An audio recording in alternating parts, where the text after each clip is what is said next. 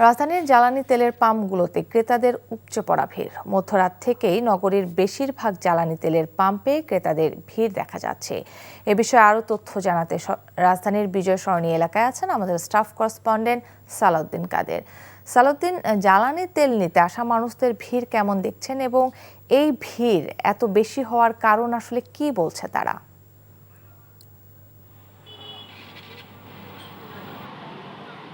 কাকলি, গত ২৮ ফেব্রুয়ারি ইসরায়েল এবং মার্কিন যুক্তরাষ্ট্র ইরানের উপর যে আগ্রাসন চালিয়েছে, সে আগ্রাসনের প্রভাব কিন্তু মধ্যপ্রাচ্য সহ ইউরোপের বিভিন্ন দেশে পড়েছে এবং তারই কিছুটা অনুভব কিন্তু বাংলাদেশও পড়তে শুরু করেছে। বিশেষ করে বাংলাদেশে যে ফিলিং স্টেশনগুলো রয়েছে, সে ফিলিং স্টেশনগুলোতে উপচে পড়া ভিড় লক্ষ্য করা যাচ্ছে তেল সংগ্রহের জন্য।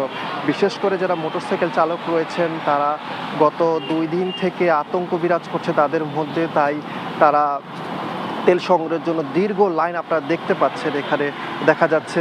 তো তাদের সাথে কথা বলেছি, তারা অনেকটা বেশ কয়েকজন বলল যে তারা অনেকটা আতঙ্কগ্রস্ত।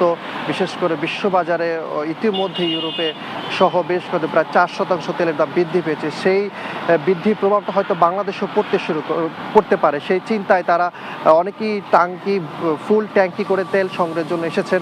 তবে কর্তৃপক্ষ যে অভিযোগ করেছেন, তারা বলছেন যে অনেকে ফুল ট্যাঙ্কি তেল সংগ্রহের জন্য আসলেও তারা অনেকেই তেল সংগ্রহ ফুল ট্যাঙ্কি করে যাচ্ছেন, আবারও আসছেন বাসায় তেল মজুত রেখে।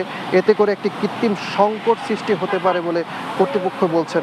এবং সরকারের পক্ষ থেকে ইতিমধ্যে বলা হয়েছে যে দেশের বাজারে তেলের কোনো ঘাটতি নেই, পর্যাপ্ত মজুত রয়েছে এবং কোনো আতঙ্কগ্রস্ত হওয়ার কোনো সুযোগ নেই, তাই তাদেরকে স্বাভাবিকভাবে তেল সংগ্রহের জন্য বলছে। এবং আরেকটি বিষয় হচ্ছে, বিশেষজ্ঞরা বলছেন যে মানে অযথা আতঙ্ক সৃষ্টি করলে হয়তো বা আমাদেরই ক্ষতি হতে পারে এবং সবাইকে সচেতনভাবেই থাকার পরামর্শ দিয়েছেন বিশেষজ্ঞরা। কাকলি।